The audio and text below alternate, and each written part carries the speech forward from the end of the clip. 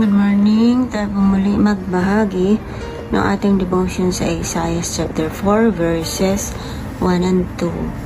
Sabi dito, sa araw na iyon, 7 babae ang mag-aagawan sa isang lalaki at sasabihin nila, kami na ang bahala sa aming kakainin at isusuot na damit.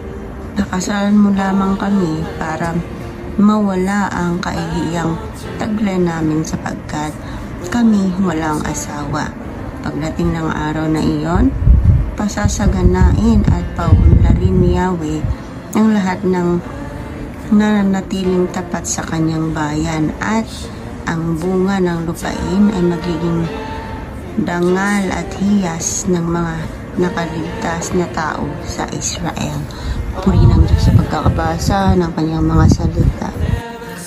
Magandang araw po sa ating lahat. Ang bahagi ko po Isaiah chapter 4 verse 3. Natawaging banal ang mga matitirang buhay sa Jerusalem. Sila ang pinili ng Diyos upang mabuhay.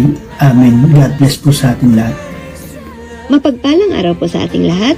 Ang aking pong bahagi ngayon ay mula sa aklat ng Isaiah, Kabanata 4, Talata 4. Sa pamamagitan ng makatarungang paghatol, hugasan ni Yahweh ang karumihan ng Jerusalem at ang dugong nabuhos doon.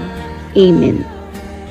Muli po, isang papagpalang araw po sa ating lahat. Patuloy po tayo magbasa ng salita ng Panginoon. Ang babasahin ko po ngayon ay matatagpuan sa Book of Isaiah, chapter 4, verse 5. Ang sabi po dito, pagkatapos lilikas si Yahweh ng isang ulap kung araw na lililim sa bundok ng Zion at sa mga nagkakatipon roon at magiging maliwanag na ningas kung gabi. Lalaganap ang kanyang kalwalhatian gaya ng isang malawak na bubong. Amen. Makikita po natin dito ang pagpapakita ng gabay ng Diyos kahalin tulad ng ginawa niya sa mga Israelita nung lumabas sila sa Ehipto sa pamamagitan ng haliging ulap. Makikita din po natin na ligtas ang bayan sapagkat binabantayan sila ng Diyos kahit sa gitna ng gabi o panganib.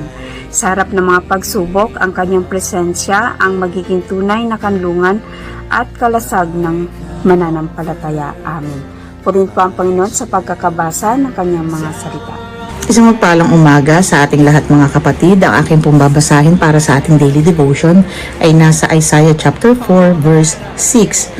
At magkakaroon ng kanlungan upang maging lilim sa kaarawan laban sa init, at upang maging kanlungan at kublihan sa bagyo at sa ulan. Amen. Purihin ang ating Panginoon sa pagkabasa ng kanyang mga salita.